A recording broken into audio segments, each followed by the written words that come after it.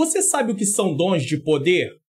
Dom da fé, dons de curar, dom de operação de maravilhas ou operação de milagres? É sobre esse tema que iremos tratar na lição de hoje. Eu já volto para que possamos ser edificados por esta lição maravilhosa para a glória de Deus.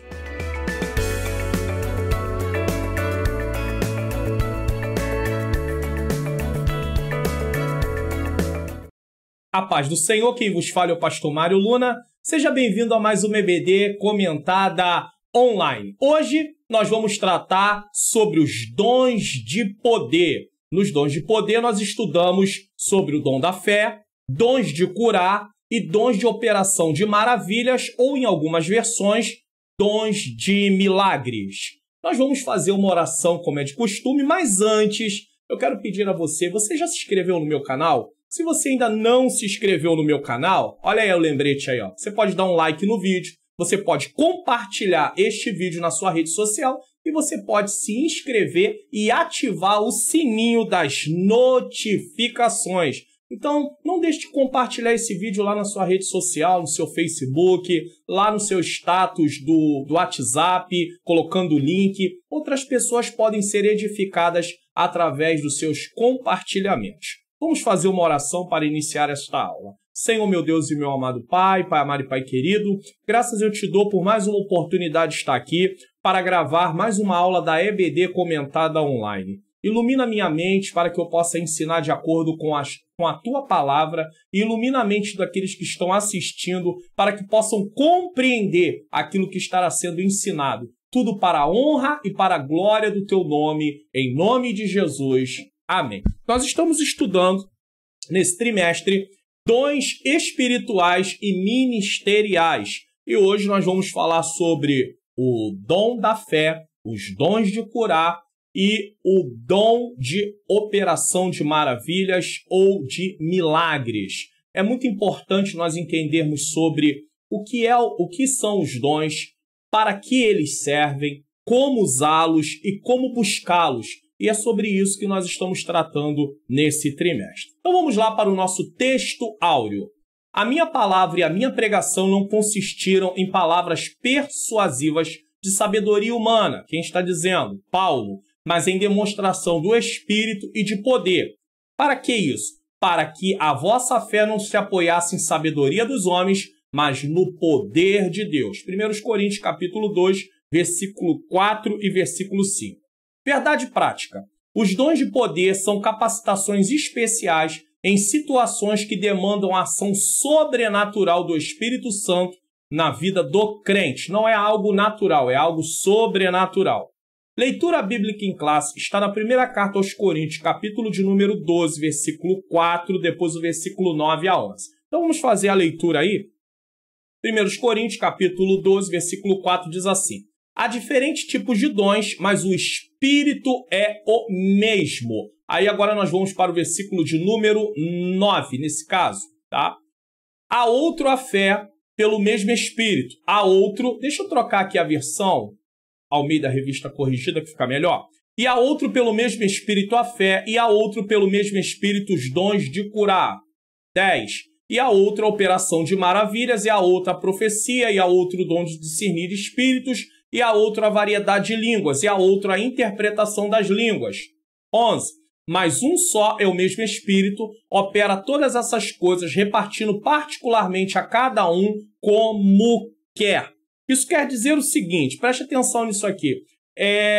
O Espírito Santo dá para um, dá para outro. Esse a outro é a outra pessoa. Então ele vai dando para quem ele quer, conforme ele quer, para a edificação da igreja, para a edificação de um indivíduo em particular. Então é o Espírito Santo quem distribui de acordo com a sua vontade, de acordo com o seu propósito. Tá? Objetivos específicos desta lição: definir o que significa o dom da fé, evidenciar biblicamente os dons de curar. Tem provas bíblicas? Sim. Discorrer a respeito do dom de maravilhas. Introdução. Lembrando, você, se é novo aqui na EBD Comentada Online, toda vez que o fundo aparecer em azul, é o texto da lição que eu estou lendo, tá? Quando aparecer em marrom, é porque eu estou fazendo um comentário para dar um entendimento ao que está escrito na lição. Então vamos lá. O ministério terreno de Jesus foi marcado por inúmeros milagres, principalmente curas. A história eclesiástica comprova que a igreja do primeiro século também operou maravilhas no poder do Espírito Santo, ou seja, a história da igreja. Entre os primeiros cristãos sobejavam os dons de poder. Havia manifestação desses dons.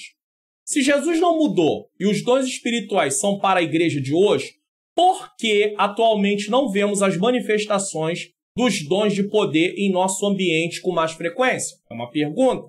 Será falta de conhecimento a respeito do assunto? Se não conhece, não buscam. Seria isso? Ou será por causa do mau uso que fazem, o mau uso que alguns fazem das dádivas divinas? Uma segunda opção. Será por falta de conhecimento ou será por mau uso? Nessa lição, estudaremos a respeito dos dons de poder. Veremos como eles são necessários à vida da igreja. Se você deseja recebê-los e usá-los para a glória do nome do Senhor, proporcionando a edificação da igreja, busque-o com fé em oração. Vamos ver aqui a classificação dos dons, tá? A classificação geral, segundo 1 Coríntios capítulo 12. Na lição passada, que foi a lição de número 3, está aí no meu YouTube, no meu canal. Se você não assistiu, você pode assistir aí, tá bom? A lição de número 3, nós tratamos sobre dons de revelação, palavra da sabedoria, palavra do conhecimento e discernimento de espírito. Hoje nós vamos tratar sobre os dons de poder, fé, curar e operação de milagres. E na próxima lição, nós estaremos tratando sobre os dons de elocução, que é a lição 5, profecia, variedade de línguas e interpretação das línguas. Só para explicar aí a introdução, os dons espirituais são bíblicos, então é preciso ensinar o que são, para que servem, como devem ser usados e buscados. Isso deve ser sempre ensinado na igreja. O que são os dons? Tá? Para que servem? Para que servem? Tá? Como devem ser usados e como devem ser buscados. Isso tem que ser ensinado para que as pessoas possam aprender. A ausência das manifestações dos dons de poder pode realmente acontecer porque as pessoas desconhecem sua existência. Porém, ao meu ver, eu, pastor Mário Luna, ao meu ver, no meio pentecostal, o mau uso deles pode ser a causa principal dessa ausência. Devemos deixar o Senhor nos usar com seus dons com o propósito que Ele estabeleceu e não para a promoção de nossa imagem ou até mesmo como um meio de arrecadar grandes quantidades de ofertas. O grande problema é que tem muitas pessoas que Deus usa pela bondade dele através dos dons e essas pessoas elas se engrandecem. Elas ficam soberbas, elas se acham mais importantes do que as outras. E isso pode inibir a manifestação de Deus através de seus dons na igreja. Também a questão de pessoas que usam para enriquecimento, para poder agariar fundos financeiros. Isso também é uma forma errada de usar os dons do Senhor. O dom da fé. No primeiro tópico, nós vamos estudar sobre o dom da fé e trataremos das seguintes questões. O que significa fé? A fé como um dom e exemplo bíblico do dom da fé. Então vamos para o subtópico 1, o que significa fé? Na Epístola aos Hebreus, lemos que a fé é o firme fundamento das coisas que se esperam e a prova das coisas que não se veem. Hebreus 11:1. Essa é a definição bíblica sobre a fé, pois mostra a total confiança e dependência em Deus. Aprendemos com o texto do capítulo 11 de Hebreus, conhecido como a Galeria dos Heróis da Fé, que Deus é poderoso para fazer todas as coisas, sendo a nossa fé em Deus fundamental para operações divinas entre os homens. Isso quer dizer que Deus trabalha, o poder vem de Deus, mas nós temos que crer. Então eu, como um instrumento de Deus, eu preciso crer que Deus ele vai operar através dos dons na minha vida. Se eu não creio, não há como Deus operar. Nem operar através de mim e às vezes também não operar na vida de quem precisa. Porque se a pessoa não crê, várias vezes Jesus, é até comentado que Jesus esteve num lugar onde não operou muitos sinais e maravilhas justamente por falta de quê? Falta de fé. O termo fé, pistis, é o termo em grego, aparece 244 vezes no Novo Testamento e tem significados variados. A fé aparecendo com significados variados. Como é que você vai saber o significado da fé? Conforme o contexto aonde ela estiver, você vai ter uma ideia de que tipo de fé está sendo dito ali, tá? Sua rica e profunda definição dada pelo escritor de Hebreus abre um caminho imenso de reflexão quanto aos significados que a fé carrega consigo. Então vamos lá. O dom da fé, o subtópico 2, a fé como dom,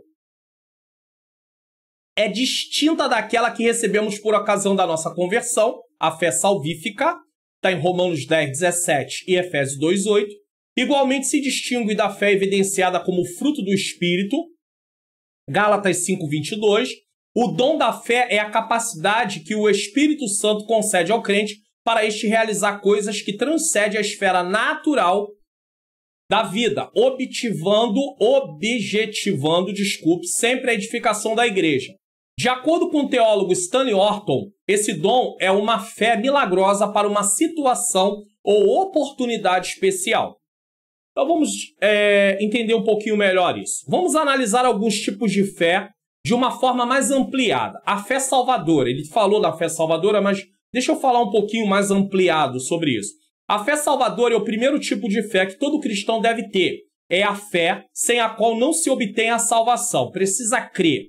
Ela exige confiança no sacrifício de Jesus para a salvação eterna da alma. Ou seja, a pregação é feita e a pessoa ouve. De alguma maneira, ela tem contato com o Evangelho ao ter contato com o Evangelho, ela precisa ter fé. Ao ter fé, naquele momento, em Cristo Jesus, ele recebe ele como Senhor e Salvador da sua vida, tem seus pecados perdoados, é admitido na família de Deus. Então, o primeiro passo é a fé salvadora. Temos a fé e a mensagem. A mensagem do Evangelho em que cremos e o qual confessamos, e a fé identificam-se tão intimamente, ou seja, a mensagem com a fé, que a pregação do Evangelho é também chamada de fé. Então, às vezes vai ter texto na Bíblia que vai usar o termo fé como se fosse a pregação do Evangelho. Olha o texto aqui, ó. Mas que diz? Pergunta. A palavra está junto de ti, na tua boca e no teu coração. Esta é a palavra da fé que pregamos, ou seja, essa é a mensagem, tá? Então, fé e mensagem estão unidos nesse caso. Mas resistia-lhes ele mais, o encantador, porque assim se interpreta o seu nome, procurando apartar da fé, ou seja, procurando apartar da mensagem o procônsul. Então, às vezes, a palavra fé vai estar ali como sentido de mensagem. A fé e o Evangelho. A fé também aparece como sinônimo não apenas da mensagem, mas do próprio Evangelho. E crescia a palavra de Deus em Jerusalém, se multiplicava muito o número dos discípulos, e grande parte dos sacerdotes obedecia à fé. Fé aqui é Evangelho, e grande parte dos sacerdotes obedecia o Evangelho. Fé como sinônimo de Evangelho. Fé como modo de vida, porque andamos por fé e não por vista. Já estou crucificado com Cristo e vivo, não mais eu, mas Cristo vive em mim. E a vida que agora vivo na carne. E a vida que agora vivo na carne, vivo na fé do Filho de Deus, a qual me amou e se entregou a si mesmo por mim. Gálatas, capítulo 2, versículo 20. Então, fé como estilo de vida, modo de vida. A fé como virtude. A fé aparece como uma das 3 virtudes cardeais do Evangelho. E é a primeira delas. Agora, pois, permanece a fé, a esperança e o amor. 1 Coríntios 13, 13. Porque todo que é nascido de Deus vence o mundo, e esta é a vitória que vence o mundo, a nossa fé. Uma virtude. 1 João 5, 4. A fé como fruto do Espírito, que está em Gálatas 5, 22, parece enquadrar-se nessa categoria de virtude. Como fruto, a fé pode ser desenvolvida, buscada. Como dom, a fé não se desenvolve. Deus dá o dom perfeito. A questão, somos nós que precisamos ser aperfeiçoados em relação a como estamos ali lidando com a fé. A fé como crença. A fé como conceito de vida espiritual diz respeito às crenças adotadas, principalmente no campo doutrinário. Então, a fé como sinônimo de crença, o que eu creio, tá? Depois que uma pessoa se converte, ela aprende o caminho de Deus, começa a adquirir conhecimento da doutrina e passa a formar conceitos que, depois de um tempo, defenderá vigorosamente. Esse tipo de fé fornecerá as bases da sua vida cristã. Então ele vai dizer assim, segundo a minha fé. Então é a fé como crença, nesse caso. E por fim, a fé prodigiosa, que é o dom da fé. Chegamos ao tipo de fé como dom. O dom da fé, 1 Coríntios 12, 9. Claro que a fé, seja em que categoria for, com exceção da fé natural, que aí não é uma fé de alguém que é cristão em si, é a fé do não cristão, é sempre fruto da ação direta do Espírito Santo. Mas o dom da fé, particularmente, leva-nos a entender que se trata de um nível superior em que se pode realizar algum tipo de prodígio espiritual. Então, todos esses sentidos da fé que eu dei aqui, eles têm relação sobrenatural. Só que o dom da fé, ele tem relação sobrenatural a nível de fazer alguma coisa prodigiosa. É diferente, tá? Esse dom é concedido num momento especial, quando só um milagre resolve algo que não tem solução, no meio da igreja ou na vida de um servo de Deus que atende a seus propósitos. Esse dom da fé não se desenvolve, guardou isso? O fruto sim desenvolve, o dom não, porque o dom é dado perfeitamente, ele já é entregue pronto. O que é desenvolvido, amadurecido, somos nós. Aí sim, eu preciso saber como lidar com aquilo que Deus está me dando. Então eu preciso de amadurecimento. O dom não se desenvolve, ele já vem do jeito que precisa ser. E só é dado a quem já tem fé em Deus, ou seja, um cristão, e em suas promessas. Jesus praticou muitos milagres e algumas vezes cobrou dos discípulos uma fé como a dele. Enquanto Jesus esteve com eles, tinha motivo suficiente para demonstrarem a fé prodigiosa como o mestre esperava. Lembra quando teve aquele momento ali da tempestade, que Jesus levanta, repreende, né? E acalma o mar, cessa o vento, e Jesus vira para eles e diz assim, ainda não tendes fé? Então, Jesus cobra dos discípulos fé. Por quê? Porque haveria um momento que Jesus não estaria com eles e eles precisariam colocar em prática a fé prodigiosa.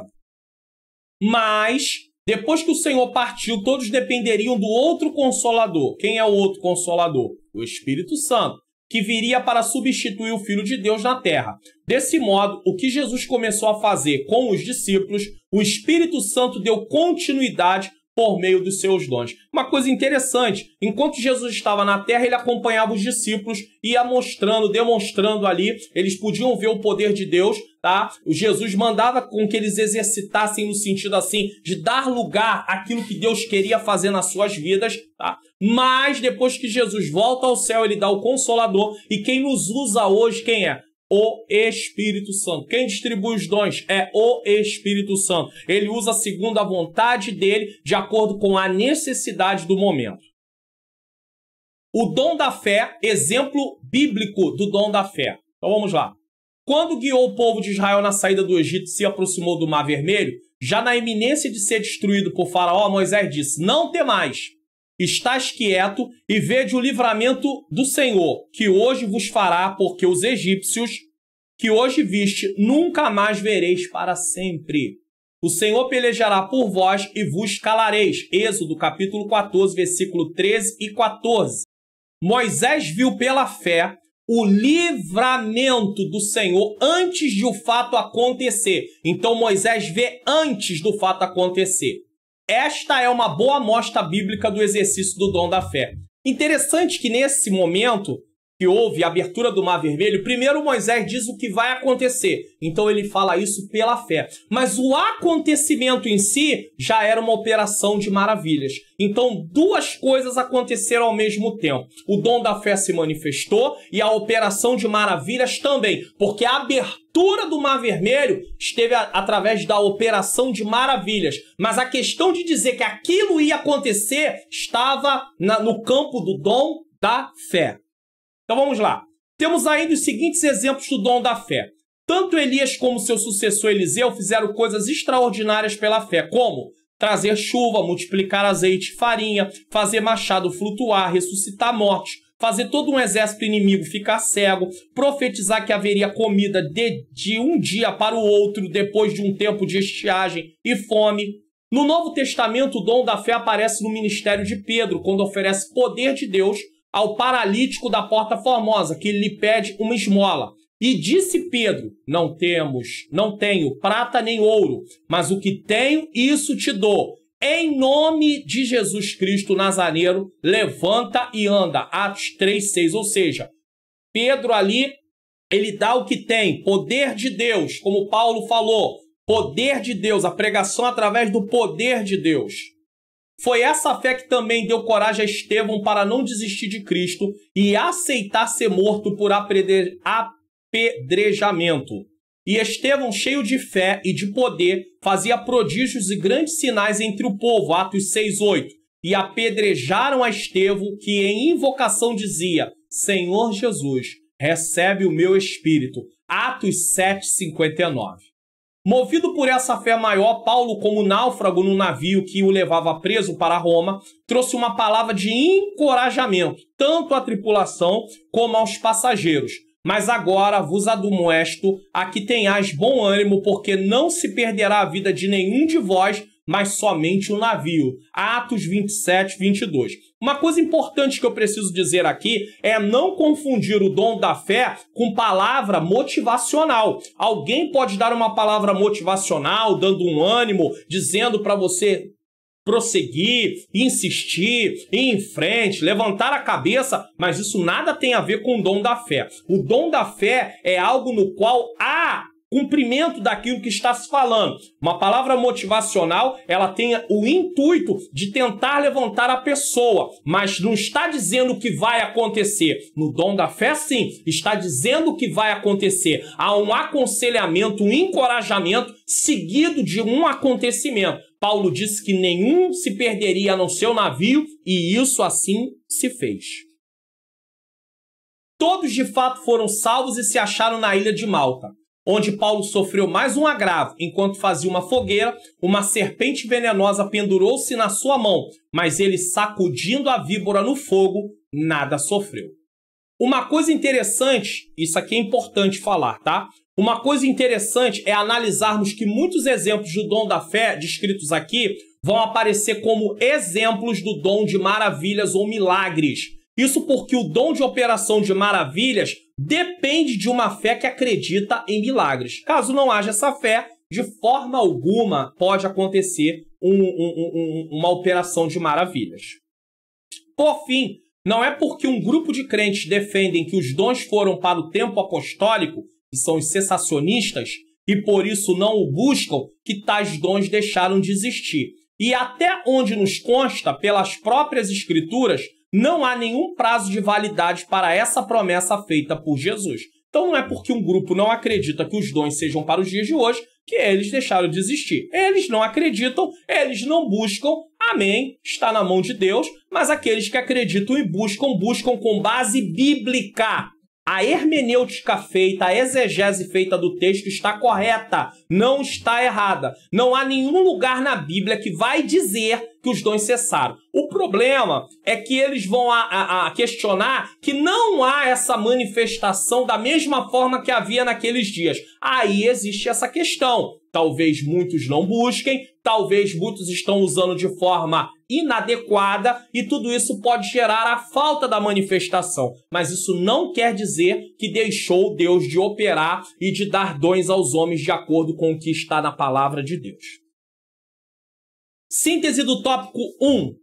O Espírito Santo concede aos crentes o dom da fé para que ele possa realizar coisas que transcendem a esfera natural, visando a edificação da igreja. É importante dizer que não é porque uma hora a pessoa é usada através do dom da fé que ela vai ser usada a todo momento. O Espírito Santo vai usar de acordo com a necessidade, de acordo com o momento, e ele pode usar até uma outra pessoa que não seja aquela que já foi usada numa hora anteriormente, tá bom?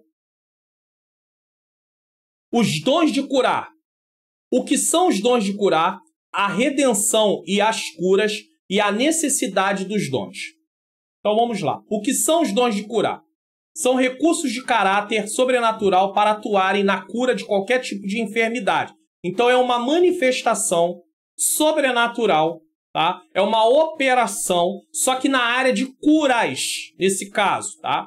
Quando a gente fala de operação de maravilhas, nós vamos tirar, pelo menos ali, de certa forma, a parte de cura. A parte de cura já entra nos dons de curar, tá? Só para você não fazer tanta confusão.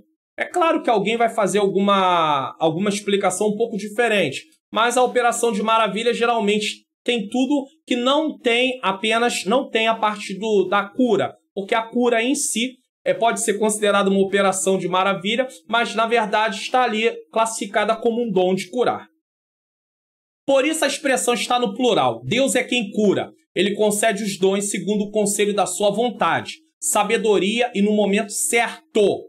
Então, nós não temos como controlar isso. No Antigo Testamento, o Todo-Poderoso se manifestou ao povo de Israel como Jeová Rafá. O que é o Jeová Rafá? O Senhor que sara. Êxodo 15, 26, Salmo 103, 3.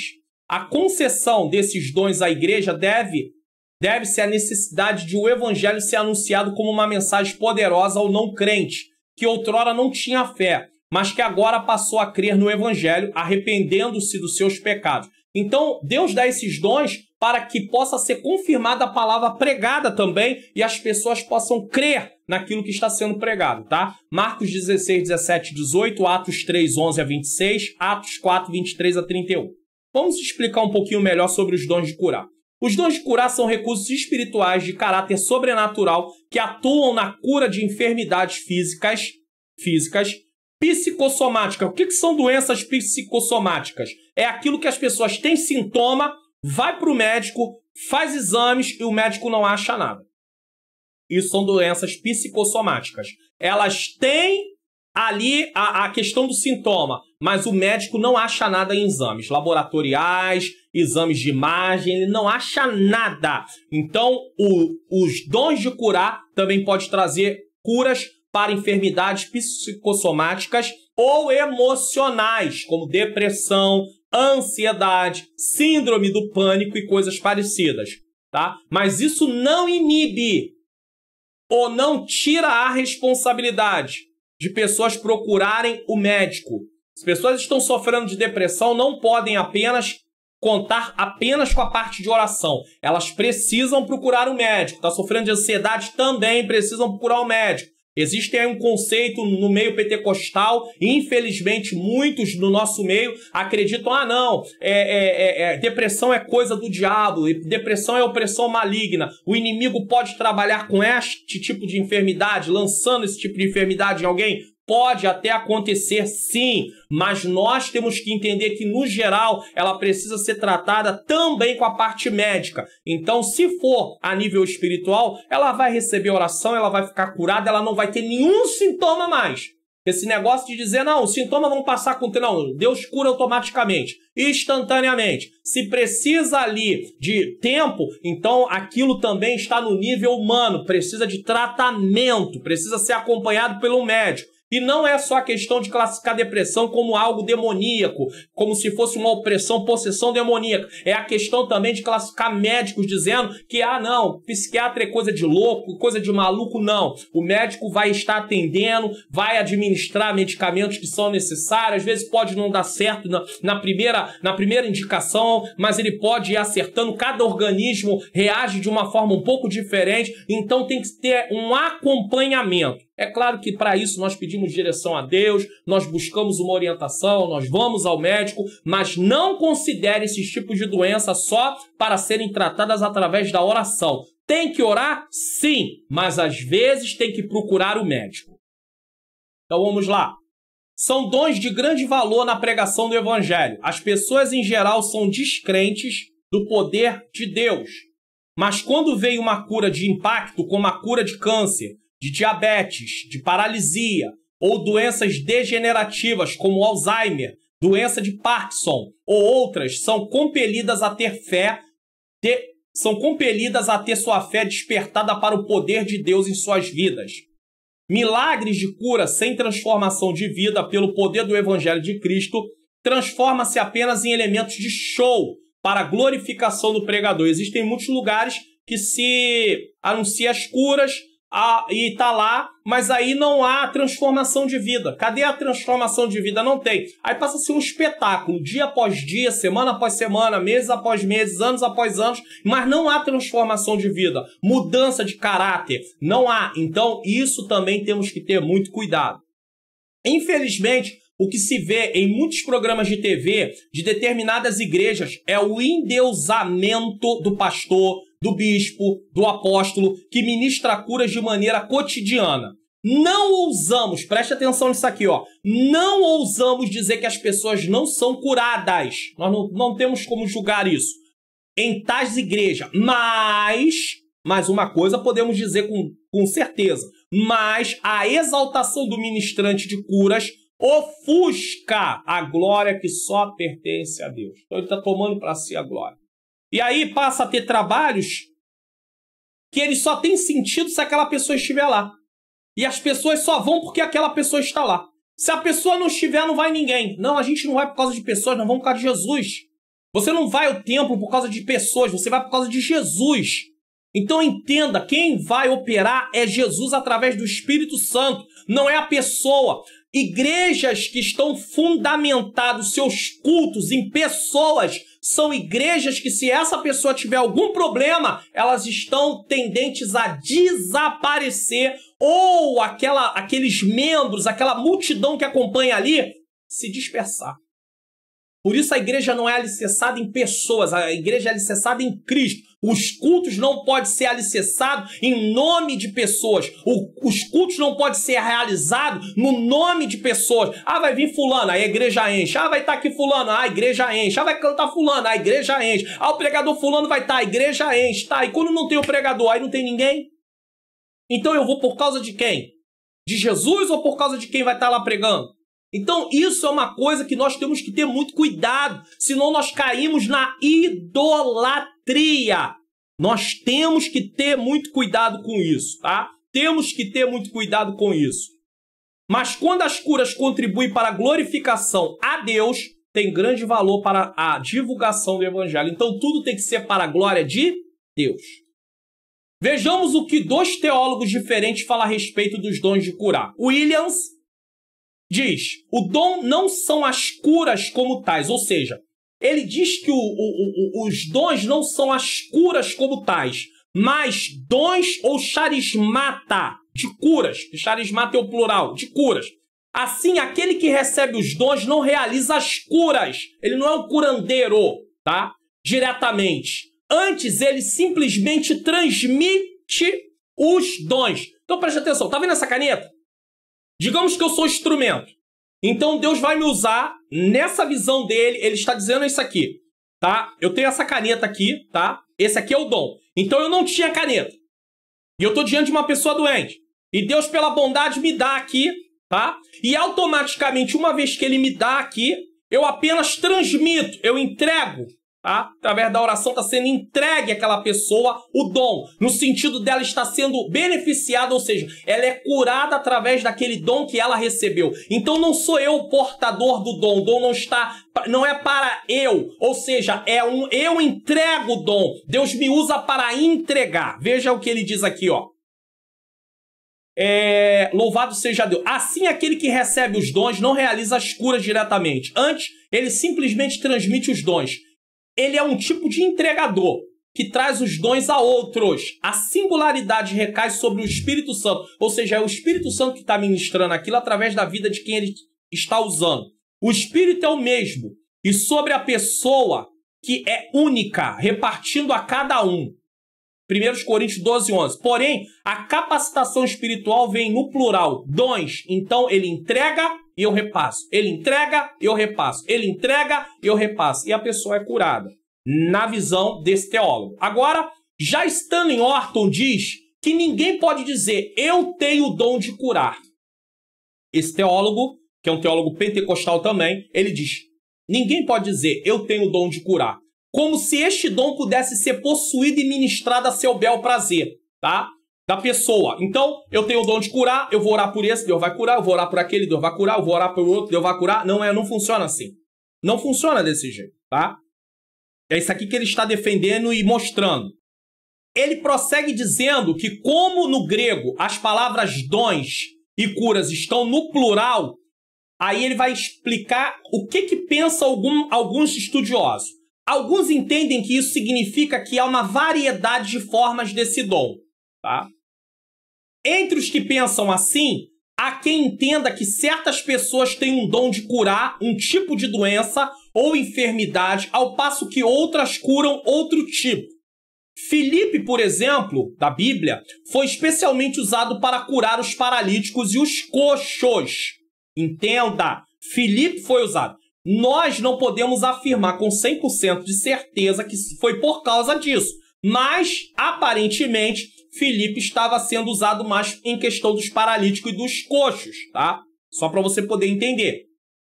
Para ficar mais claro, podemos dizer que alguns oram por problemas no estômago e a cura normalmente acontece. Outros têm êxito em orar por alguém que tem problema de coluna. Outros oram por doenças na pele, outros por surdez e assim por diante. É claro que Deus tendo um propósito específico, isso não impede que alguém ore e Deus cure qualquer tipo de doença.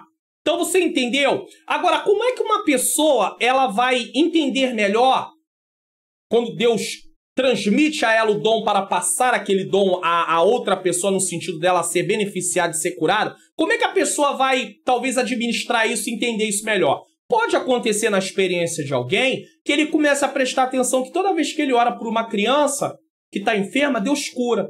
Por algum motivo que a gente não sabe explicar, isso acontece. Então, às vezes, pode acontecer dessa forma realmente como Stanley Orton está explicando aqui. Pode acontecer. É uma definição aceitável, mas não é uma definição conclusiva. Não estamos encerrando o assunto aqui, mas pode acontecer dessa forma? Pode acontecer dessa forma. Eu já prestei atenção em algumas vezes que eu orei por crianças, que Deus manifestou o poder dele e a pessoa depois veio me dizer, Pastor Mário Luna, a criança foi curada. Aconteceu, irmãos. A outra veio, não, a criança foi curada. Uma estava com problema na parte nasal, outra estava com problema no ouvido. A criança foi curada.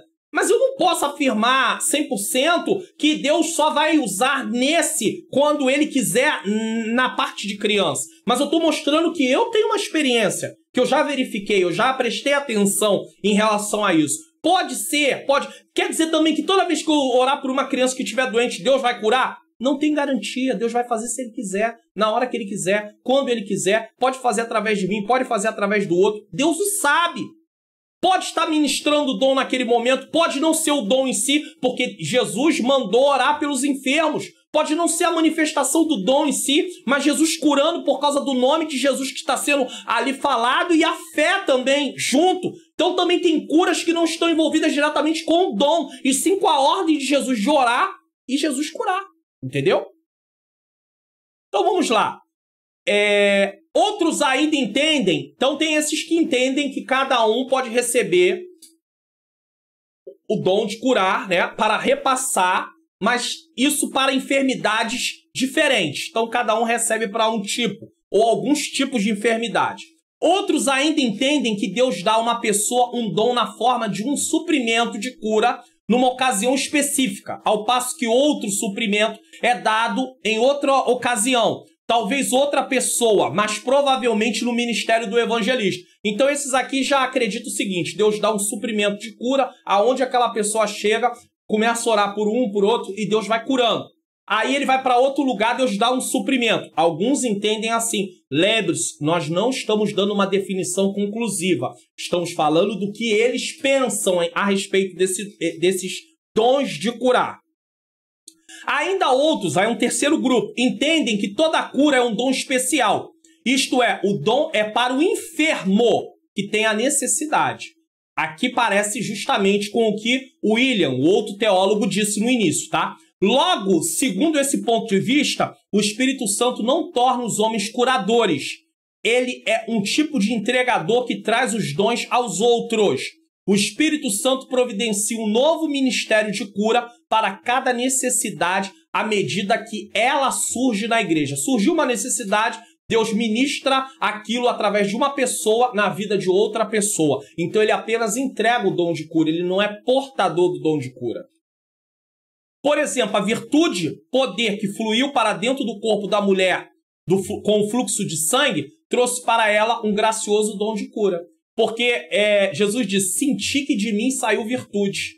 Alguém me tocou, porque de mim saiu virtude. Então aquela virtude saiu e entrou naquela mulher. Então é como se Jesus transmitisse o dom naquele momento, tá? Ela recebeu ali a cura por meio de um dom de cura. Isso é uma coisa que podemos entender e podemos aceitar sim, tá? Louvado seja Deus. Atos 3:6 diz, literalmente, o que tenho, isso te dou. Isso está no singular, indica que um dom específico dado a Pedro para esse dar ao coxo. Pedro recebe e repassa, tá? Não parece significar que tinha um reservatório, que é uma das opções, né, sobre os dons, tá? Não parece significar que tinha um reservatório de dons de curas dentro de si, mas um novo dom para cada enfermo a quem ministrava. Então, estava no lugar, se Deus queria curar, Deus dava, ele repassava e aquela pessoa recebia o dom e era curada através daquele dom. Tá? Dons de curar, a redenção e as curas. Apesar de o crente ser redimido pelo Senhor através da obra expiatória efetuada por Jesus na cruz do Calvário, ele, o crente, ainda aguarda a redenção do seu próprio corpo. Quando o apóstolo Paulo tratou dos males que aflige a criação como resultado do pecado da humanidade, escreveu que não só ela, mas nós, não só a criação, mas nós, que temos as primícias do Espírito, tá? Também gememos em nós mesmos, cristãos também, tá? Esperando a adoção, a saber, a redenção do nosso corpo. Romanos 8:23. Enquanto não recebermos o novo corpo imortal e incorruptível, estaremos sujeitos a toda sorte de doença. Então, tá vendo? Se nós não tivermos cuidado e aceitarmos os ensinamentos que não são bíblicos, nós vamos acreditar que Deus está sendo injusto conosco, porque nós vamos pegar textos como Isaías 53, ele levou sobre si todas as nossas enfermidades. Vamos pegar o texto lá de Êxodo dizendo, eu sou o Senhor que te sara. Então vamos querer que Deus cure todo tipo de enfermidade, baseado em Isaías 53, baseado em Êxodo também. Mas por que isso não acontece como está escrito ali? Até porque não está sendo feita uma promessa desse jeito. Porque, na verdade, enquanto estamos aqui no corpo humano, nós estamos sujeitos à consequência do pecado. E o pecado trouxe sobre nós essa questão das enfermidades. O nosso corpo passou a ser suscetível à enfermidade. Então, enquanto estivermos aqui, mesmo sendo cristãos, vamos passar por enfermidades. E há enfermidades que não vão ser curadas. Então, nós não podemos pegar textos isolados da Bíblia e transformar em promessas no qual Deus está dizendo que todo cristão não vai mais estar enfermo só porque aceitou Jesus. Mas, infelizmente, é isso que muitas vezes é ensinado em alguns lugares. Não aceite estar enfermo, porque se você estiver enfermo, você está em pecado. Enfermidade como símbolo de pecado, como sinônimo de pecado, isso é errado. Paulo, falando a Timóteo, aconselha ele a tomar uma medida e diz que ele tem frequentes dores no estômago. Frequente enfermidade no estômago, melhor dizendo.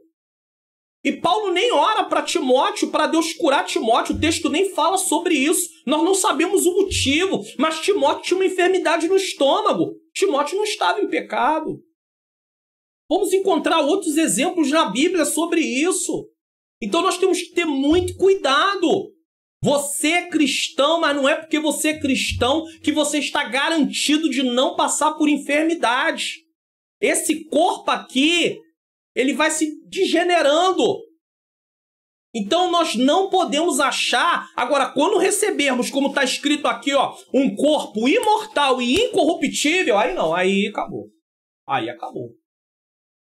Mas enquanto estamos aqui, mesmo pessoas que acabam tendo doenças que vão para estados terminais, mas é cristão, meu Deus, por que Jesus não pode curar? Ei!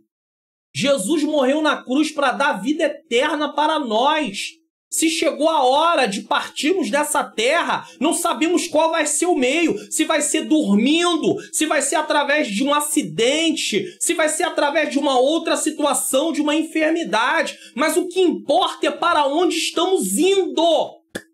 E quando ressuscitarmos no corpo glorificado, guarde isso, não vai haver mais nada disso.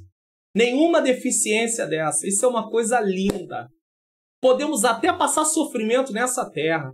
Podemos viver anos passando sofrimentos nessa terra. Jesus viveu 33 anos aproximadamente passando por coisas nesta terra. Mas quando ele voltou para a glória, ele não teve mais que passar por nada disso. Aí está um modelo mais ou menos do que vai acontecer conosco. É claro que Jesus é Deus, mas eu estou dizendo no sentido do corpo glorificado. Acabou. Quando Jesus aparece para João na ilha de Pátimo para revelar os acontecimentos dos últimos dias, ele não aparece mais abatido, moído. Ele aparece em estado glorioso, glorificado, em poder e glória. Deu para entender?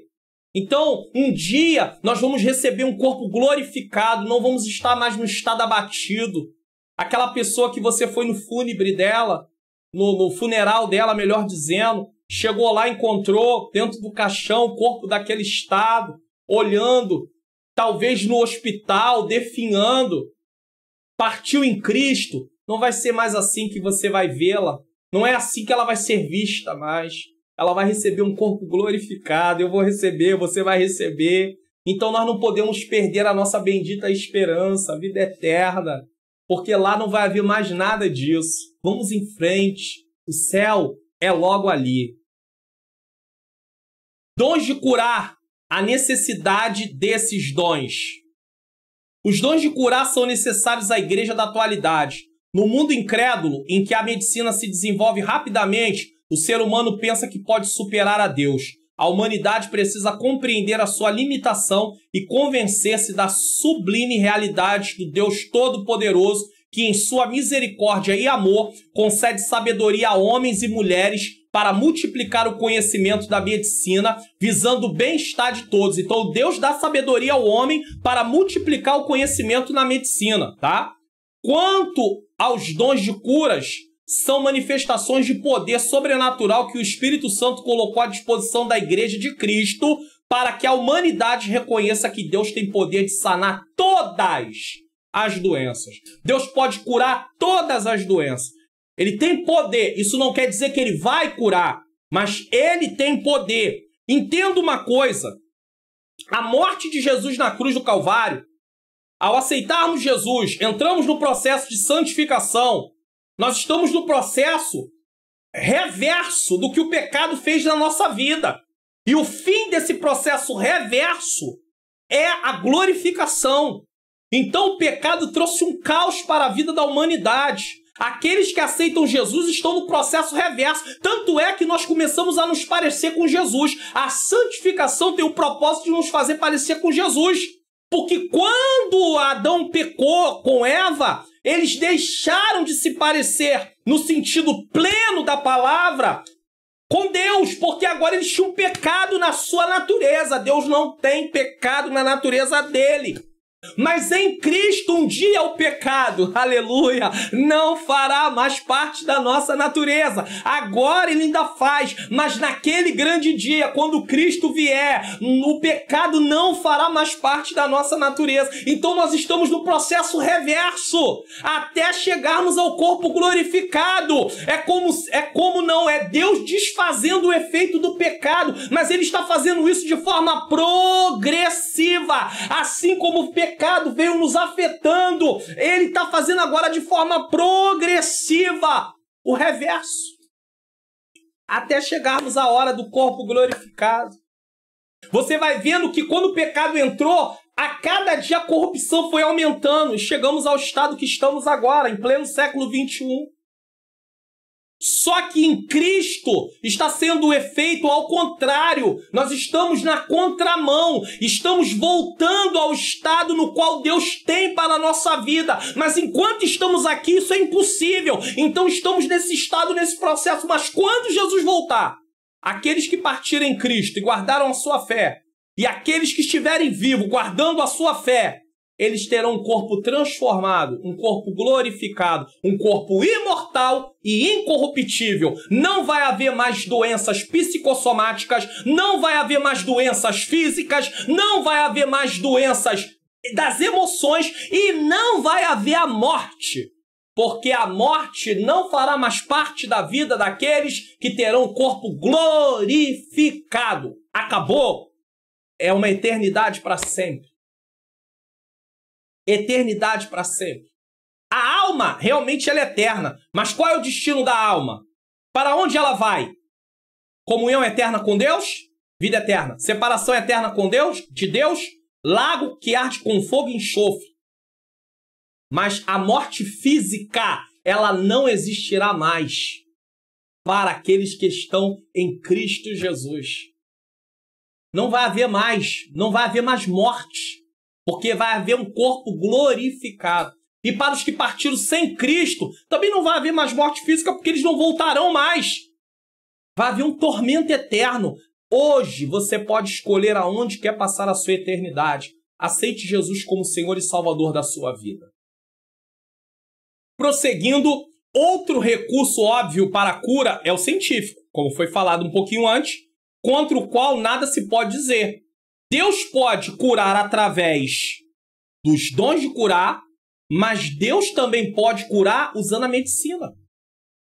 Deu sabedoria aos homens, mesmo eles não sendo cristãos, para ministrar ali medicações ou fazer cirurgias para trazer a cura.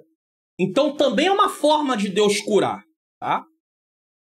Todos nós, por mais crentes que sejamos, valemos-nos dos recursos médicos, seja pela ingestão de medicamento, dietas alimentares ou por intervenções cirúrgicas. Existem crentes que dizem, não vou tomar remédio. Não, eu não aceito. Jesus tem que me curar. Eles precisam ser ensinados. Porque se eles não forem ensinados, eles vão morrer de forma prematura.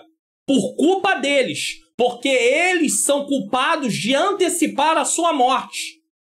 Porque eles foram imprudentes. Deus nos deu sabedoria, entendimento, inteligência.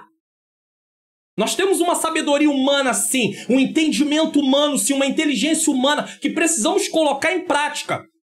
Deus não precisa revelar para ninguém que se ele não comer, ele pode começar a sofrer gravemente por falta de vitaminas no seu organismo. Deus não precisa revelar isso. Isso já é notório. Nós temos ciência disso. Então nós temos que ter cuidado com o nosso organismo. E quando ficamos doentes, nós temos que orar, sim, mas procurar o médico também. Não adianta entrar num fanatismo, porque falta de conhecimento leva a fanatismo. Quando o cristão ele quer servir a Deus sem conhecimento bíblico, ele se torna fanático. Porque ele acredita em coisas que a Bíblia não diz. Então, se ele está passando por uma enfermidade, ele acha que Deus é obrigado a curar ele. Mas você não aprendeu que Deus pode curar por meio dos médicos também, não? Então você tem que usar os recursos no qual estão à sua disposição. Mas não. Ah, não, só acredito se for uma cura sobrenatural. Então você quer obrigar Deus a fazer uma coisa que ele não quer fazer. Então você pode partir por causa disso ou piorar bastante a sua situação por causa disso. Cuidado! Deus não é responsável pela nossa imprudência, tá? Isso é muito importante. Jesus reconheceu a importância do trabalho médico, Mateus 9:12, pressupondo a necessidade dele para os doentes. Lucas, o companheiro de Paulo e o autor do evangelho que leva o seu nome, e também do livro de Atos dos Apóstolos, era médico. Ele era médico, andava com Paulo, um médico. Colossenses 4:14. O tratamento médico não dispensa oração. Nós oramos, mas tem que ir para o médico. Que história é essa que não vai para o médico porque acha que Jesus vai curar? Faça a sua parte. Jesus pode curar usando os recursos da medicina, como pode curar através de um milagre. Agora, às vezes a pessoa, não, eu só quero ser curado através de um milagre. Jesus não quer curar através do milagre, aí você faz como? Então tem que ter cuidado com as suas decisões. Prudência. Há muitos doentes cuja recuperação, após serem alvos concomitantes de oração, surpreende os médicos. Então ele está lá doente, os médicos estão tratando, mas estamos em oração E Deus vai fazer na obra e os médicos reconhecem o seguinte: pela medicina aquilo seria impossível. Quer maior testemunho do que isso para os médicos? Que muitos deles, muitos, não todos, mas há muitos médicos ateus.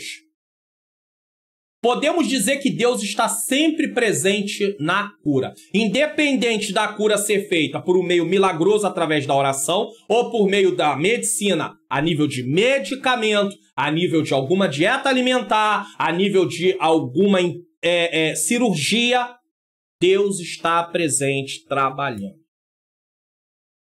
Síntese do tópico 2. Existe uma variedade de manifestação do dom de curas. Sua concessão à igreja deve-se ao fato de que Deus quer dar saúde ao seu povo. Deus quer seu povo com saúde, mas Deus pode permitir alguém morrer por causa de uma enfermidade. Infelizmente, nós estamos passando por uma pandemia. Muitos cristãos, durante essa pandemia, hoje, já que essa aula está sendo gravada dia 21/4, tá? Muitos cristãos já partiram. Mas Deus pode tá dando saúde a outros. Ah, pastor, mas por que Deus permite uns partirem, outros não? Uns que parece até que deveriam já ter ido e ainda estão. Isso é julgamento nosso, né, humano, né? Preconceito nosso. Não, nós não sabemos. Deus não explica. Tá? Tem aí um jargão que Deus primeiro complica para depois explicar. Isso tudo é conversa que não está na Bíblia. Então, esquece esse negócio e nem sempre Deus vai dar explicação. Lembra de Jó? Jó passou tudo que passou. No final, quando Deus se apresenta, Deus não se apresenta para explicar para Jó por que ele estava passando o que ele estava passando. Deus se apresenta para mostrar para Jó que Jó não tem conhecimento do que ele está falando. Porque Jó estava falando algumas coisas que ele não tinha conhecimento do que ele estava falando. Mas Deus nem explicou para Jó o que tinha acontecido. Mas Jó cresceu em entendimento e amadurecimento e relacionamento com Deus foi estreitado através de tudo que ele viveu. Isso é o que importa. Às vezes, para nós, a perda de um familiar dói muito. Às vezes não, vai doer muito. Mas nós não entendemos o seguinte: ainda que para nós tenha sido uma dor tremenda e fique aquela dor e aquela cicatriz, para Deus, ele levou o seu servo para o repouso, para o descanso. Então não houve derrota, houve vitória. Só que por causa da ausência daquela pessoa que amamos, nós nos sentimos assim, totalmente sem saber o que fazer. Mas Deus continua no controle. O dom de operação de maravilha. Falamos sobre o dom, tá? Falamos aqui sobre o dom da fé, sobre os dons de curar e o terceiro, o dom de operação de maravilha. 1 Coríntios capítulo 12, 10. É bom dizer que em algumas bíblias vai falar do dom de operação de milagres. É a mesma coisa. O dom de operação de maravilha, exemplos bíblicos, distorções no uso dos dons de curar e operação de maravilhas. O dom de operação de maravilhas. Este dom realiza obras extraordinárias além do poder humano. O dom de operação de maravilhas altera a ordem natural das coisas consideradas impossíveis e impensáveis. Milagres são a intervenção sobrenatural na ordem normal da natureza. O dom de milagres, que está na Almeida Revista Atualizada, provoca o desprendimento da energia divina a fim de operar grandes mudanças na ordem natural das coisas. Um milagre é uma manifestação do poder sobrenatural no reino natural. Milagre, manifestação sobrenatural no reino natural. Esse dom também é chamado de dom de operação de maravilhas, que está na Almeida Revista Corrigida. No grego é energema, que é igual a operação. Operação no grego é energema. E dunamis, que é maravilhas ou milagres, tá? Desses termos gregos derivam as palavras energia, que é energema, e dinamite, que é dunamis, tá? São palavras plurais no idioma original. Isso dá a entender que pode haver uma variedade enorme de milagres operados pelo poder do Espírito Santo. Assim como a dinamite explode rochas consideradas impenetráveis, aqui é só uma comparação, tá? O dom de milagres anula a ordem natural das coisas. Isso é óbvio. Imagine o mar aberto. Alterou a ordem natural das coisas e o povo passou. Muitas vezes é uma verdadeira explosão do poder de Deus no mundo natural ou na esfera espiritual. Diferenças entre o dom da fé e a operação de milagres. Vou fazer uma comparação aqui porque o dom da fé e a operação de milagres ou maravilhas é muito parecido. Então nós temos que fazer uma diferença aqui para entendermos um pouquinho melhor, tá? A operação do dom da fé tem algo de semelhante ao dom de operação de milagres ou maravilhas, tá? É maravilhas aqui, tá? Mas esses dons se distinguem pelo fato de o dom da fé operar sem que às vezes seja visto o seu... Às vezes, sem que seja visto o seu efeito instantâneo. Enquanto a operação de milagres tem efeito imediato. Um exemplo do dom da fé. Quando Jesus aproximou-se da figueira sem fruto, disse: nunca mais coma alguém do fruto de ti. E seus discípulos ouviram isso. Marcos 11:14. Os discípulos simplesmente ouviram as palavras de Jesus. Parecia que nada havia acontecido. Entretanto, passando eles pela manhã, viram que a figueira secara desde a raiz. Marcos 11:20. Ela secou de baixo para cima. Ela morreu desde a raiz para cima. Não estava morta só em cima, na terra. De baixo também. Enquanto o dom... Então, ele falou e aconteceu depois. Dom da fé. Às vezes pode se manifestar assim. Enquanto o dom de operação de maravilhas tem ação instantânea, como veremos a seguir. Então, vamos lá. Exemplos bíblicos do dom de operação de maravilhas. O ministério terreno de Jesus foi marcado por operações de maravilha. O bom mestre repreendeu o vento e o mar, e estes logo se aquietaram. Mateus 8:23-27. Dom de maravilha. O nosso Senhor atestou por muitas vezes o seu poder sobre a natureza criada para a sua glória. João 1:3. Isso mostra Jesus se apresentando como Messias, como aquele que restaura, trazendo ao povo solução para o pecado. Quando Jesus operava milagres, era para mostrar a situação original, como será o mundo sem os efeitos do pecado. E Jesus se manifesta como aquele que anula os efeitos do pecado. Você entendeu isso? Jesus se manifestou como aquele que anula os efeitos do pecado. Enfermidades, desastres, a morte. Jesus anula tudo isso. Isso é o que está preparado para nós que vamos receber vida eterna na sua plenitude. Porque nós temos a promessa. Nós estamos caminhando. Salvação na plenitude, é a vida eterna. Então não podemos desistir, não podemos deixar de crer. Porque se eu abandono a minha fé, eu abandono a promessa. Se eu abandono a promessa, eu não faço parte da promessa. Se eu não faço parte da promessa, eu não vou passar uma eternidade com Deus. Eu vou passar uma eternidade longe de Deus. Podemos destacar outros exemplos de operação de maravilha no ministério de Jesus. A ressurreição do filho da viúva de Naim, Lucas 7:11-17. Não tinha mais jeito, humanamente falando. Jesus opera ali, operação de maravilha. A ressurreição da filha de Jairo, a ressurreição de Lázaro, morto havia 4 dias. Esse estava num estado pior do que os outros, tá? João 11, do 1-45. Então Jesus, ele tanto ressuscita alguém que poderia ter morrido há algumas horas, como ressuscita alguém que tinha 4 dias morto. Você sabe o que é isso? Jesus ressuscitar alguém que estava 4 dias morto? Esse é o Jesus que nós servimos. Nosso Senhor tem todo o poder sobre a morte, pois para ele nada é impossível. Lucas 1:37. Nosso Deus não mudou. O Pai Celestial deu dons à sua igreja a fim de que ela atue no mundo moderno com poder e graça. Os dons ainda são para os dias de hoje. Vamos lá para uma explicação. Podemos ver exemplos também no Antigo Testamento. Então vamos ver alguns exemplos. Nos falta tempo, mas eu selecionei só alguns exemplos aqui, tá? Em Babel, as línguas foram confundidas. Tudo isso aqui é dom de operação de maravilha ou de milagre. Em Babel, as línguas foram confundidas. Depois você pode ler voltar aí o vídeo e anotar as referências bíblicas, mas eu vou pular para ganharmos um pouquinho de tempo, tá? Em Babel, as línguas foram confundidas. Sodoma e Gomorra foram destruídas por fogo da parte de Deus. A esposa de Ló foi transformada em uma estátua de sal. No Monte Horebe, a sarça ardeu, mas não se queimou. No chamado de Moisés, o Senhor fez com que a sua vara se transformasse em serpente e logo voltou a ser vara. Pragas vieram sobre os egípcios para demonstrar o poder de Deus em relação aos deuses do Egito. A abertura do Mar Vermelho, a nuvem que guia o povo durante o dia e a coluna de fogo à noite. Você vê que a abertura do Mar Vermelho. Primeiro Moisés diz o que vai acontecer, dom da fé. Depois acontece a abertura do mar, dom de maravilha. O maná diário, enquanto o povo caminhava pelo deserto. Água brotou da rocha. Águas amargas tornaram-se águas doces. A lepra de Miriam e sua respectiva cura. A jumenta que falou. A abertura do rio Jordão para que os hebreus passassem. Você vai ver aí, ó, por exemplo, a jumenta que falou, não tem intervenção do dom da fé junto, porque foi uma operação de maravilha. Mas no momento que você vê como a abertura do mar, houve uma intervenção, tanto a questão da manifestação do dom da fé, também o dom de maravilhas. Então há momentos que parece que eles estão conjugados.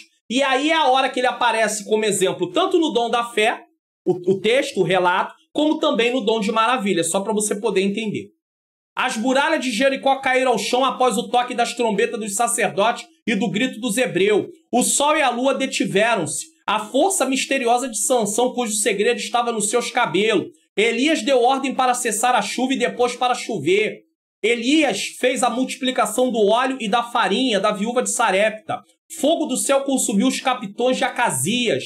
A exemplo de Elias, Eliseu também fez o azeite multiplicar-se na casa de uma viúva. O filho de uma mulher de Sunem ressuscitou. Comida envenenada foi purificada. Um machado flutuou. O morto ressuscitou a cair sobre os ossos do profeta Eliseu. Meu Deus, que coisa tremenda! Ossos! Você está entendendo isso aqui?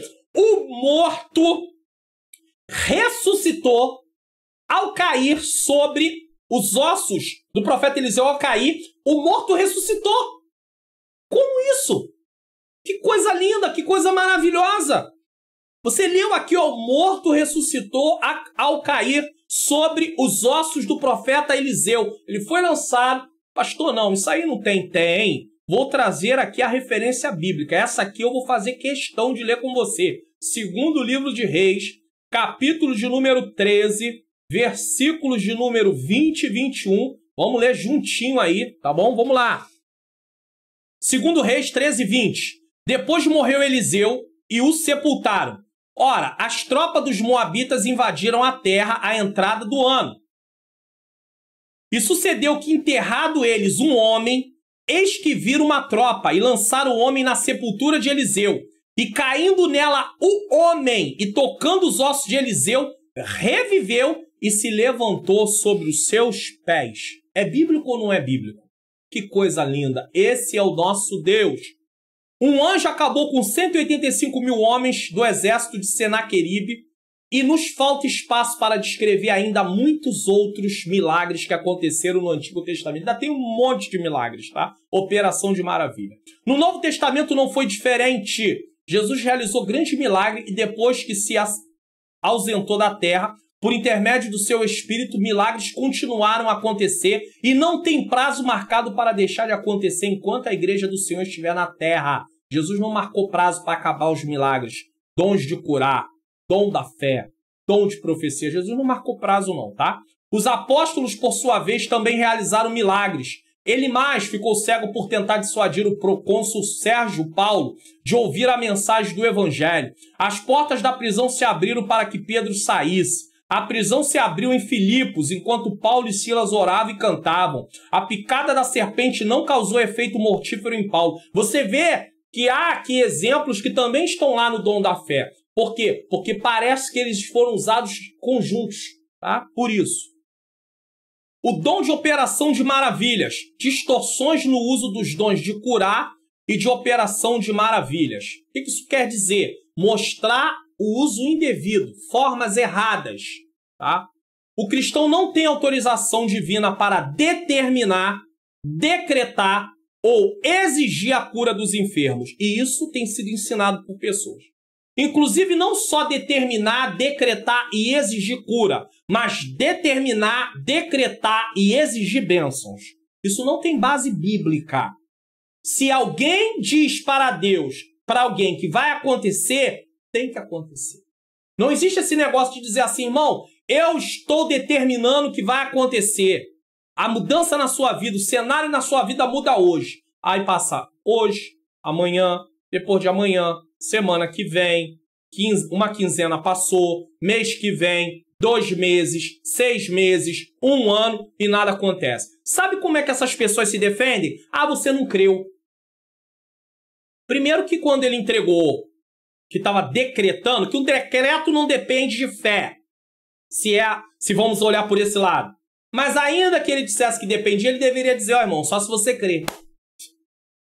Então, a gente fica falando coisas que não tem base bíblica. E aí acaba com problema. Temos problema. Ninguém pode determinar, decretar ou exigir. A nossa relação com Deus não se dá em forma de barganha. Quem somos nós para exigir de Deus alguma coisa? Eu me lembro que quando eu aceitei a Jesus há mais de 32 anos, mais ou menos, fazendo uma conta rápida aqui, talvez seja até um pouquinho mais, quando eu aceitei Jesus, eu me lembro que logo na primeira igreja que eu congreguei, comecei a caminhar, era muito ensinado que nós devíamos pegar Deus e colocar Deus na parede. Ó, irmão, coloca Deus na parede e fala com ele, ó, Deus tem que ser assim, assim, assim, porque eu quero assim. Eu fui ensinado com isso, me ensinaram assim. É claro que você começa a estudar a palavra e você começa a ver, porque geralmente onde se ensina isso para o povo, não se dá ensinamento bíblico. Não tem escola bíblica dominical, não tem culto de ensino da palavra. Geralmente quem prega, prega a mesma coisa, concentrado apenas naquele objetivo específico. Então não tem. E aí eu aprendi assim. Aprendi num lugar pentecostal, tá? Havia a manifestação do poder de Deus, mas palavra que é bom, nada. E aí era nos ensinado que a gente tinha que colocar Deus na parede. Quem sou eu? Deus, inclusive, há uns tempos atrás, me corrigiu até na forma de eu orar. Porque existem vários modelos de oração na Bíblia que a gente deixa de lado para imitar orações que a gente vê fazendo no meio pentecostal. Então a pessoa começa, Senhor, eu estou aqui, sou teu servo, tenho crédito. Se eu tenho crédito, Senhor, eu ordeno, envio o anjo tal, em tal lugar, ainda dá o nome do anjo, como deve ser, a hora que deve ser. Eu não tenho autoridade para fazer nada disso. A minha oração primeiro tem que ser reconhecer quem Deus é. Eu sou pequeno, Deus é grande. Eu sou criatura, Deus é criador. Segundo, confessar meus pecados, meus erros. Terceiro, agradecer por tudo aquilo que Deus já tem feito, coisas que eu nem tenho visto. Quarto, suplicar o favor, é pedir. Se você está orando para Deus curar você ou alguém, você vai orar da seguinte forma: Senhor, eu preciso dessa cura. Teu filho precisa, estou orando por alguém, teu filho precisa dessa cura. Em nome de Jesus, Senhor, tu pode curar, cura teu filho. Você está usando expressões bíblicas. Senhor, eu determino, eu decreto, eu ordeno agora. Faz aqui, faz ali, vai lá, faz isso, faz aquilo. Eu não dou ordem, Deus. E Deus me corrigiu. Disse que a minha oração estava carregada de ordens. Você não vai chegar diante de um juiz e dar ordem a um juiz. Você não vai chegar diante de uma autoridade e dar ordem a uma autoridade. Se você precisa de alguma coisa, você vai fazer um pedido. Você não vai chegar para o teu pai, para a tua mãe e dar ordem no teu pai e na tua mãe. Você não vai dar ordem no seu pastor. Você vai fazer um pedido. Agora imagine com Deus. Tem gente querendo dar ordem em Deus. Não dá ordem no pai, não dá ordem na mãe, não dá ordem no pastor, mas quer dar ordem em Deus. Ou às vezes dá ordem no pai, na mãe, quer dar ordem no pastor e acha que pode dar ordem em Deus também. Tá tudo errado. Tudo errado. A nossa relação com Deus não se dá em forma de barganha, como já foi dito, né? Quem somos nós para exigir de Deus alguma coisa? Somos seres humanos limitados. E ai de nós, ó, se não fosse a graça e a misericórdia de Deus, porque Deus poderia nos consumir por falta de reverência. Tá? O que seria de nós? Como discípulos de Cristo devemos rogar ao Pai, buscando-o de todo o nosso coração para curar os doentes. Pois a palavra de Deus recomenda que oremos pelos enfermos. Então é clamar, é suplicar. Lembra da mulher cananeia? Senhor, socorre-me. A minha filha está miseravelmente endemoniada. Na verdade, ali era uma possessão. Mas ela estava clamando. Ela não chegou lá e falou, Jesus, olha só, cura minha filha. Eu quero que tu cure minha filha. Dando ordem a Jesus. Ela sabia como falar com Jesus. Você tem que saber como falar com Jesus. Eu tenho que saber como falar com o Senhor. Eu não posso falar com Deus de qualquer maneira, não. Às vezes, nossas orações não são respondidas por causa da nossa forma agressiva, por causa da nossa falta de reverência. Pode acontecer? Pode. Deus quer nos ensinar a nos remetermos a Ele, a nos dirigirmos a Ele. Tem um monte de oração na Bíblia. Vai ver como Deus orava diante de Deus. Como Daniel, orava diante de Deus. Vai ver como Neemias orava diante de Deus. O livro de Neemias tem vários exemplos de oração. Vai ver como Neemias orava. Vai ver como Josafá orava diante de Deus. Mas não, a gente... Davi... Nós desconhecemos tudo isso. Nós esquecemos o modelo de oração da Bíblia e viemos para um modelo nosso ocidental dos dias de hoje, carregado de um monte de ordem, achando que nós podemos mandar em Deus. Eu acho que nós estamos viajando na linguagem atual. Tá? A oração do justo pode muito em seus efeitos. Tiago 5,16. E independe de se ter o dom ou não. Deus pode curar até curar um enfermo através de oração de alguém que nem tem o dom, tá bom? Jesus nos ensinou que em seu nome deveríamos impor as mãos sobre os enfermos para que eles sejam curados. Marcos 16:18. Então a prova está aí. E quando eu falo que Jesus pode curar através de alguém que não tem o dom, é de alguém que Deus não passe por ele o dom para entregar a outra pessoa, né? Porque nós entendemos que eu não sou portador do dom. Até porque se eu fosse portador do dom, todas as pessoas que eu orasse, pelo menos com aquele tipo de enfermidade, que fosse o caso, né, no qual aquele dom serve, seriam curadas. E não é assim que funciona. Então Deus cura segundo a vontade dele. Ele pode curar através de alguém que não tenha recebido a manifestação ali para entregar o dom de curar alguém, ou pode também curar através de quem recebe esse dom para poder ali ser ministrada a cura para o enfermo. O crente não impõe as mãos sobre o enfermo. O crente que impõe as mãos sobre o enfermo não pode ser tratado como um ídolo da igreja, principalmente se o enfermo for curado. Isso acontece demais, né? Nem podemos imaginar que porque aconteceu o milagre aquela vez, sempre haverá outro milagre. Deus pode não querer mais fazer milagre através daquela pessoa. E aí? Olha que situação. Que o Altíssimo tenha misericórdia e proteja-nos dessa pretensão. Quem opera os sinais e as maravilhas é o Senhor, não o homem. Toda ação decorrente dos dons vem do Espírito Santo e, por isso, não podemos agendar. Aqui é só Jesus. Aqui é um problema. Quem vai dar as aulas nas igrejas vai ter um probleminha aqui, porque está escrito aqui, olha só. Quem opera sinais e as maravilhas é o Senhor, não o homem. Toda ação decorrente dos dons vem do Espírito Santo. E por isso, não podemos agendar dias nem marcar horário para a sua operação. Façamos a obra de Deus com honestidade e decência. O que o comentarista está dizendo é que não deveria ser marcado dias de culto de cura, culto de operação de maravilha, culto de milagre. Não deveria. Por quê? Porque Deus não pode marcar hora para ele operar. Sabe qual é o problema quando se faz isso? É que nós limitamos Deus a operar só naquele dia. Porque nos outros dias nós não vamos orar para Deus operar aquilo. Isso é um erro. Nós deveríamos orar para Deus operar aquilo qualquer dia da semana que houvesse culto. Deus pode batizar com o Espírito Santo segunda a domingo. Deus pode curar de segunda a domingo. Deus pode operar maravilha de segunda a domingo. Mas se nós marcamos dia, nós só vamos orar naquele dia por aquela finalidade. E estamos totalmente errados. Aí nós vamos entender por que as manifestações de Deus não se fazem presente. Porque nós queremos limitar Deus a uma caixinha. E nós fazemos isso por quê? Porque nós queremos uma audiência no culto. Então nós marcamos o dia para que venham pessoas. Só que no culto que não é marcado aquele dia, que não tem aquele tipo de evento, aí o culto sofre.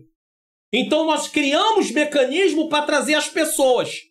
Nós não estamos preocupados em ensinar para as pessoas que elas precisam vir para o templo para adorar a Deus, reconhecê-lo como Criador, buscar a sua face, ter comunhão estreita com o Senhor. Nós estamos preocupados em trazer pessoas para o templo para receber alguma coisa de Deus. Então nós estamos ensinando as pessoas a servir a Deus por aquilo que Ele faz e não por quem Ele é.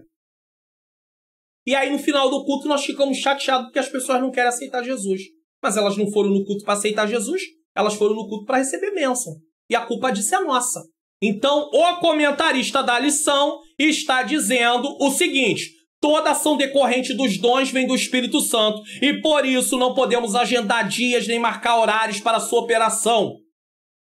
Porque não depende de quem Deus usa, Depende de quem está usando.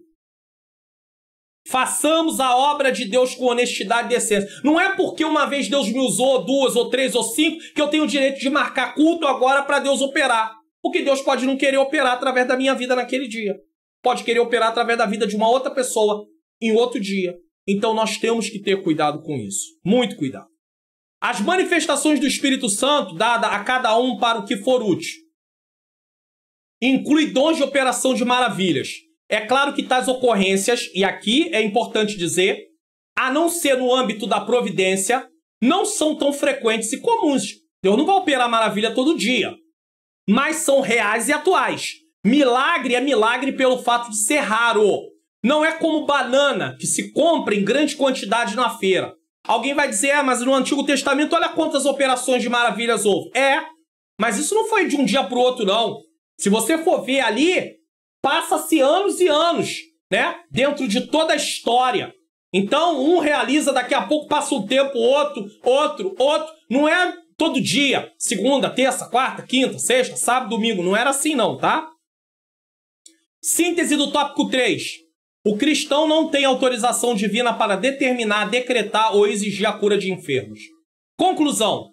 Deus pode conceder a seus servos o dom da fé, dom de curar e o de operação de milagres, mas sempre de acordo com a sua vontade e graça. Não foge. Não é eu que determino o dia da cura. É o Senhor.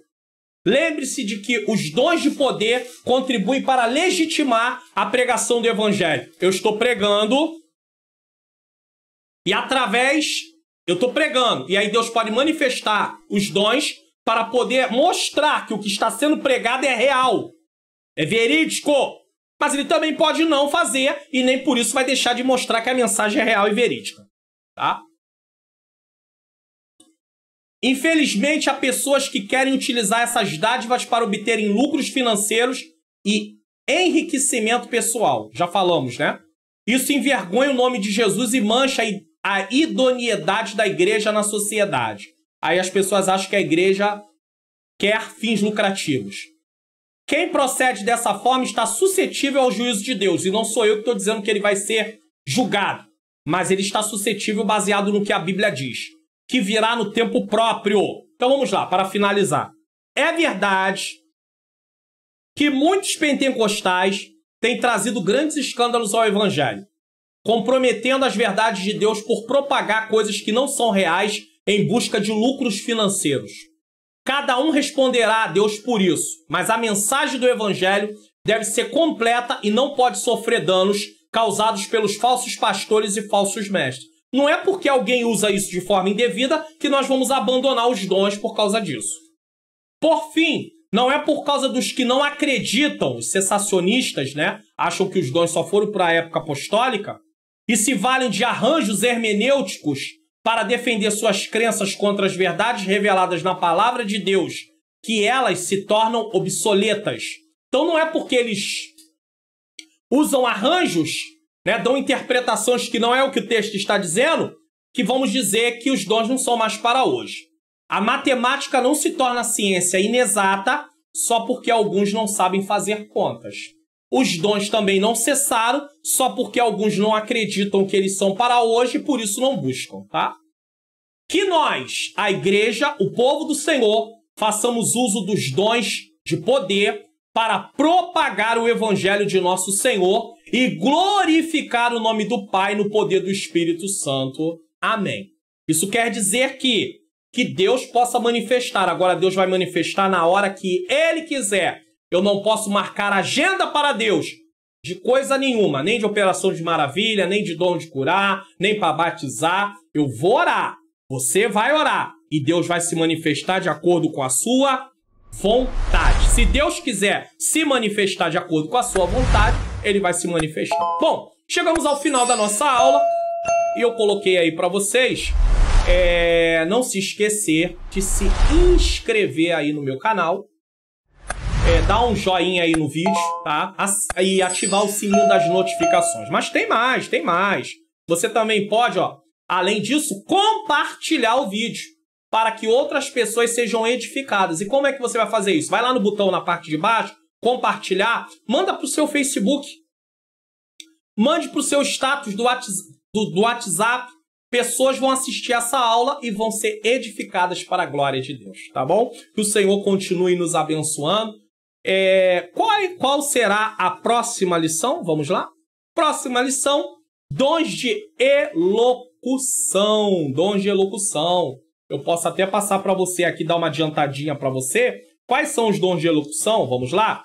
Dons de elocução são simplesmente profecia, variedade de línguas e interpretação das línguas.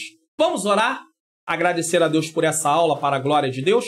Senhor Deus e Pai, Pai amado e Pai querido, eu quero te agradecer por essa aula maravilhosa, que o Senhor continue nos abençoando, que o Senhor aplique as verdades aos nossos corações, ao nosso coração, que o Senhor continue nos dando força e graça. Eu também quero pedir ao Senhor que o Senhor possa manifestar os dons que nós estamos estudando e que vamos estudar na vida da igreja. Usa de acordo com a tua vontade. É o que eu te peço e já te agradeço em nome de Jesus. Amém. Se o Senhor nos permitir, nós estaremos juntos aqui na próxima semana com a lição de número 5, dons de elocução. Continue me ajudando em oração, a minha menina princesa também, e que Deus vos abençoe.